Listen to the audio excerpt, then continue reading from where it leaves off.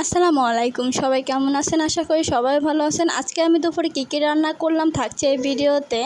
আমি আজকে শিং মাছ ভুনা করবো, সেজন্য এখানে দেখতেই পাচ্ছেন প্রথমে আমি শিং মাছগুলো এখানে ভিজিয়ে রেখেছিলাম। আর ভিজিয়ে রাখা মাছগুলো আমি এখন ধুয়ে নিব।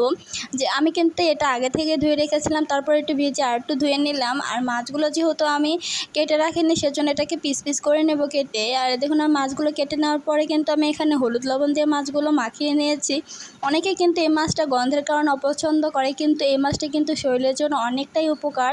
আর অন্যদিকে কিন্তু আমি ডাউল সিদ্ধ বসিয়ে দিয়েছিলাম। ডাউলটা সিদ্ধ করে ঘুটে দিয়ে ঘুটে কিন্তু এখানে আমি হলুদ লবণ পেঁয়াজ কুচি দিয়েছি। ডাউলটা আমি আগেই বসিয়ে দিয়েছি, পরে মাছ ভুনাটা করব। আর আমার নিয়মিত ভিডিও পেতে অবশ্যই আমার চ্যানেলটি সাবস্ক্রাইব করে দিবেন এবং বেল আইকনটি ক্লিক করে দিবেন। আর এখানে আমি একটা কড়াই বসে নিয়েছি, কড়াইতে পরিমাণ মতন তেল দিয়ে তেলটা গরম করে নিয়ে এখন আমি এখানে কিন্তু মাছগুলো ভেজে নেব।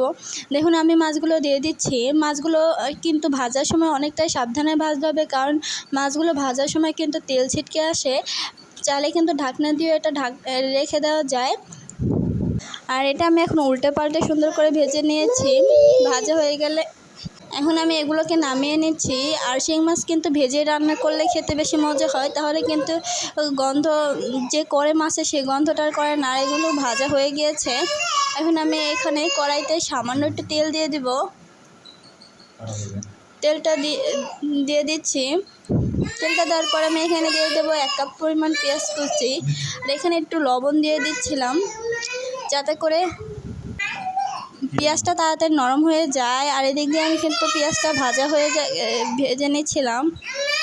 আর ফেসবুক থেকে আমার ভিডিওটি দেখলে অবশ্যই ফলো করে দিবেন।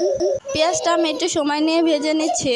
আর পেঁয়াজটা দেখুন ভাজা হয়ে গিয়েছে। এখন আমি এখানে 1 চামচ পরিমাণ আদা রসুন বাটা দিয়ে কিন্তু সামান্য ভেজে নিয়েছি। আর এখানে আমি 1 চামচ হলুদের গুঁড়া, মরিচের গুঁড়া, লবণ, সামান্য ধনিয়ার গুঁড়া দিয়ে ভালো করে একটু ভেজে পানি দিয়ে কিন্তু মশলাটা কষিয়ে নিব।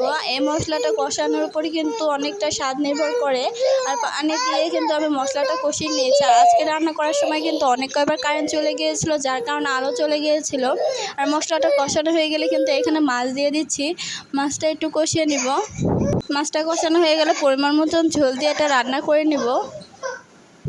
আর আজকের ভিডিওটা কেমন লাগছে অবশ্যই কিন্তু কমেন্ট করে বলবেন। ঝোল দিয়ে কিছুক্ষণ রান্না করলেই কিন্তু আমার রান্নাটা হয়ে যাবে। আজকে পর্যন্ত সবাই ভালো থাকবেন। আল্লাহ হাফেজ।